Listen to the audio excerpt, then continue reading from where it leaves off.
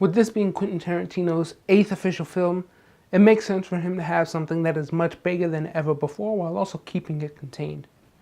The Hateful Eight is not big in a grand scale, but in terms of its 70mm release making the width 3 times larger than normal, capturing everything in a panoramic view, the film is huge. The film itself is quite small in stature, with a simple story but told in the complicated way that we're used to with Tarantino. An ensemble cast from Samuel L. Jackson, Walter Goggins, Bruce Dern, to Jennifer Jason Leigh and more, everyone has their moment to shine, making this film even across the board when it comes to three-dimensional characters. The Hateful Eight is the 3rd historical fiction from Tarantino, having set place post-Civil War Wyoming. In the middle of a blizzard, Major Warren, played by Jackson, with dead bounties, runs into John Ruth, played by Kurt Russell, with a bounty in tow, Daisy Domergue, played by Jennifer Jason Leigh. Tensions are high off the cuff as these two begin to travel towards Red Rock to collect their bounties, and they ultimately run into Chris Mannix, played by Walter Goggins. Ruth, being paranoid as he escorts his $10,000 bounty, reluctantly takes him on board. With the storm being rough to continue, they stop at the crowded Minnie's haberdashery to settle for a few days until the blizzard passes through. However, Ruth's suspicions are that one of the 7 other people in the haberdashery is working with Domergue to help her escape. I'll stop right there to avoid any spoilers. Tarantino has an ear for good dialogue. He's known for his cunning dialogue almost as much as his desire to show us close-ups of feet and/or over-the-top bloody violence. While feet are missing here and violence plays second fiddle, conversations serve as the meat and potatoes of the film. Every character is fully realized, leaping out to the audience. This is as 3D as you can get without the glasses. It's a murder mystery, emphasis on the murder. No one person is meant to be the hero of the story, nor is there any one person we're supposed to throw our weight behind. These characters are despicable, more so than any Tarantino's previous. Ennio Morricone's score brought chills to my spine in much the same way as nails to a chalkboard. Quentin creates a world that is full of unease that is only elevated by Morricone's score. When we see the beautiful Colorado landscapes, the film was shot in Telluride. Morricone's score eases in, becoming more noticeable by the minute. When all we, as the audience, are given just the face of a statue, the music sets a nefarious tone that maybe we shouldn't be in this location. At the haberdashery, the score changes a bit, setting the stage for what's to come. The score creeps its way in, especially during a monologue played by Jackson that made my skin crawl. As I said above, this is the closest to 3D as you can get. Unfortunately for me, I saw the digital version of the film rather than the 70mm roadshow.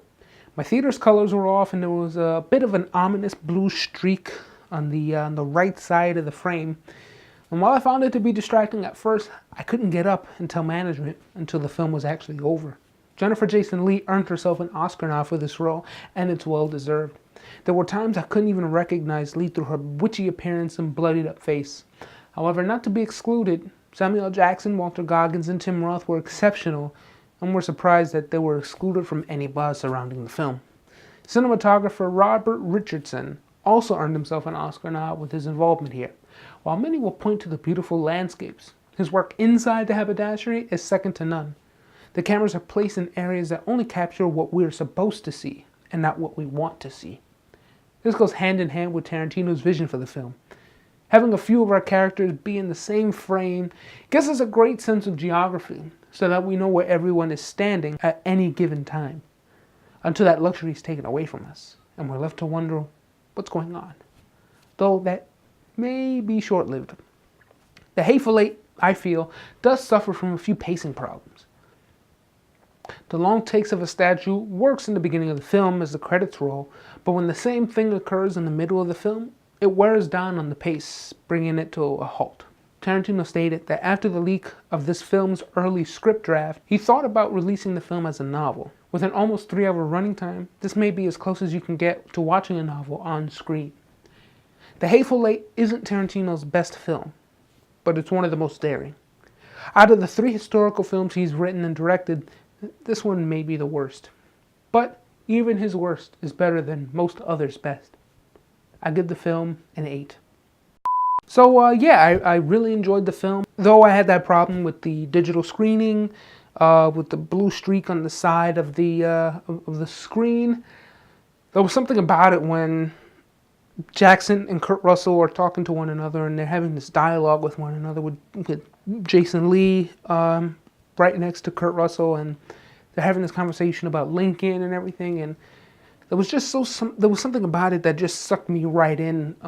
If you include that with some of the cinematography from Robert Richardson with the mountains and with the horses on the carriage coming through into the blizzard, there was something so oddly mesmerizing about it that I couldn't get up, I couldn't look away, especially when the action started to come in, which is about maybe 2 hours into the film, or an hour and a half into the film.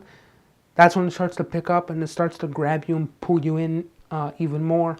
I really loved it. Compared to Django Unchained, I think Django Unchained is a whole lot better than this one. We know who to root for in Django. Here we don't know who anyone is. We don't know if anyone is telling the truth, who's lying, who's not. There's a bunch of mystery going on, and unlike The Thing, which was sort of what Tarantino was going for, and with getting Kurt Russell and Ennio Morricone, is that in The Thing, you do want to root for someone, and you do want to root for Kurt Russell. Here, not necessarily. This is an example of great writing, of great stage writing, stage blocking. I didn't like his narration. I thought it was too pretentious, but that's just me. So that is my review of The Hateful Eight, written and directed by Quentin Tarantino. I've been Jonathan Silva. This has been LazyDog Films.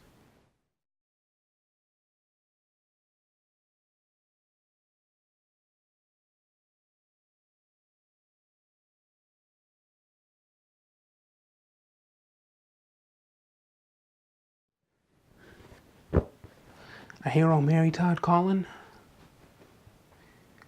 I think it's time for bed.